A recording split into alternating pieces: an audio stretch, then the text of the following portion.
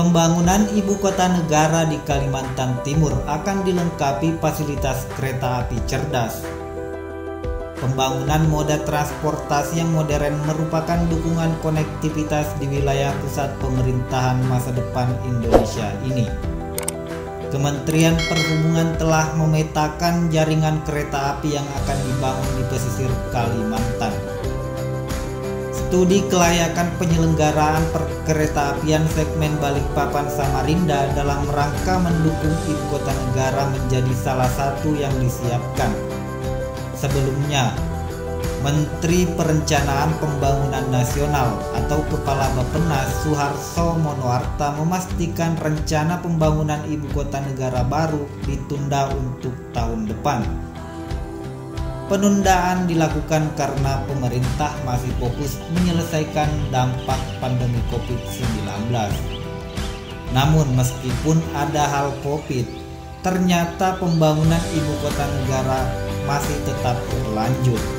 Berbicara tentang fasilitas kereta api, ada 3 koridor kereta api yang akan beroperasi di IKN baru. Pertama, koridor Bandara Sepingan ke kawasan inti pemerintahan pusat dengan jarak sekitar 74 km. Kereta api ini akan mengangkut 1,62 juta orang per tahun atau sekitar 5.000 orang per hari. Koridor bandara ini bakal ditempuh sekitar 50 menit. Kedua, koridor kereta api perkotaan Balikpapan dan sekitarnya yang memiliki panjang 140 km.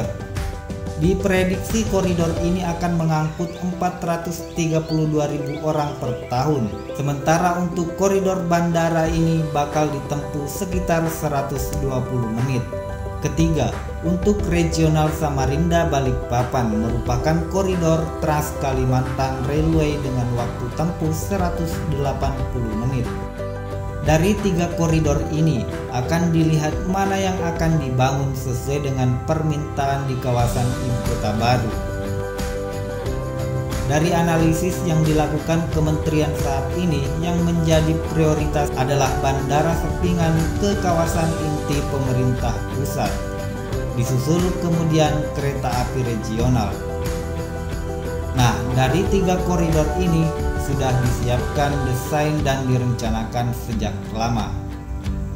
Kereta api merupakan salah satu transportasi umum yang sangat digemari banyak orang. Bahkan di negara maju, transportasi andalannya adalah kereta api. Kereta api adalah angkutan umum yang sangat bermanfaat karena efektif dan efisien, terutama dalam meminimalkan kemacetan di jalan raya. Berikut ada beberapa hal yang membuat kereta api begitu diminati dan dinikmati oleh banyak orang. Di antaranya yaitu: pertama, bebas dan membebaskan dari macet. Kereta api berjalan di rel dan tentunya bebas dari macet. Jalan raya sangat mungkin terkena macet, apalagi kalau lalu lintas sedang padat-padatnya. Akan tetapi, kereta api sangat cepat dan bebas macet. Bukan hanya bebas dari macet, kereta api juga membebaskan jalan raya dari macet. Kalau masyarakat mulai banyak yang beralih ke kereta api, jumlah kendaraan bermotor bisa berkurang secara signifikan, sehingga beban jalan raya menjadi berkurang. Yang kedua, hemat waktu, hemat uang, dan hemat spasi. Karena kereta api itu bebas macet, tentu saja perjalanan dengan kereta api bisa lebih hemat waktu. Ditambah pula hemat uang ketimbang menggunakan angkutan pribadi. Sebut saja kita ke stasiun dengan jalan kaki dan naik bus, lalu naik kereta api, maka kita sudah menghentikan uang parkir dan uang BBM. Kereta api juga hemat spasi karena rel tidak selebar jalan raya, sehingga tidak makan banyak lahan. Yang ketiga, bisa mengangkut penumpang yang sangat banyak. Hebatnya lagi, kereta api tidak memakan banyak spasi atau ruang, tetapi juga mengangkut jumlah penumpang yang sangat banyak. Kereta api adalah angkutan yang paling panjang sehingga jumlah penumpang yang bisa diangkut banyak sekali, bahkan melebihi jumlah penumpang pesawat. Ketimbang dengan pesawat, naik kereta api juga lebih enak dan santai karena kita bisa bergerak lebih luasa kapanpun. Yang keempat, ramah lingkungan. Zaman sekarang, Kesadaran manusia akan pentingnya lingkungan yang sehat semakin tinggi. Ditambah lagi fenomena global atau istilah kerennya global warming itu semakin mendekat. Karena kereta api bisa menjadi solusi untuk mengurangi populasi yang sangat membahayakan lingkungan dan manusia, kereta api bisa mengangkut banyak gerbong dengan jumlah penggerak lokomotif yang jauh lebih sedikit. Tentu populasinya jauh lebih sedikit jika dibandingkan dengan mobil. Apalagi di zaman modern ini, kereta api listrik sudah semakin banyak. Kereta api listrik sangat ramah lingkungan karena sama sekali tidak mengeluarkan asap berbahaya, ditambah mesinnya juga tidak berisik. Yang keenam, angkutan yang aman. Kereta api bukan sekedar angkutan yang nyaman, tetapi juga aman. Guncangan dari perjalanan kereta api tidak sebanyak ketika naik pesawat. Rutenya juga jelas karena kereta api tidak bisa menyimpang dari jalur atau rel, kecuali ada kecelakaan. Sementara pesawat bisa jatuh entah kemana dan mobil, bus, dan truk bisa saja menabrak atau masuk ke jurang karena ugal-ugalan. Namun kereta api tidak mungkin ugal-ugalan seperti bus. Yang ketujuh, hidup lebih mandiri dan disiplin.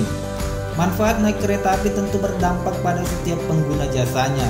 Pengguna kereta api akan lebih disiplin ketimbang pengguna angkutan pribadi. Kita harus disiplin dalam tapping kartu. Kalau mau naik kereta api jarak jauh, kita harus mempersiapkan tiket dari jauh hari dan check-in di hari H. Ditambah lagi naik kereta api mengajarkan kita untuk tepat waktu karena kereta api tidak mau menunggu. Kereta api memang transportasi cepat, tetapi bukan instan seperti mobil pribadi. Ketika kita naik mobil pribadi, kita bisa berangkat langsung dari rumah kita dan langsung sampai ke tempat tujuan.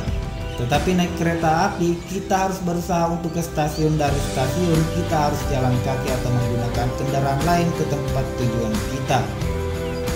Kadangkala kita harus berpindah kereta dengan berjalan kaki dan ini adalah olahraga tentunya.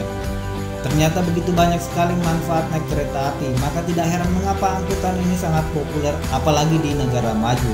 Saya yakin jika negara Indonesia mulai serius dengan transportasi umum terutama kereta api, pembangunan negara ini jauh lebih pesat. Maka dari itu, pembangunan kereta api di ibu kota negara baru merupakan salah satu tujuan utama juga.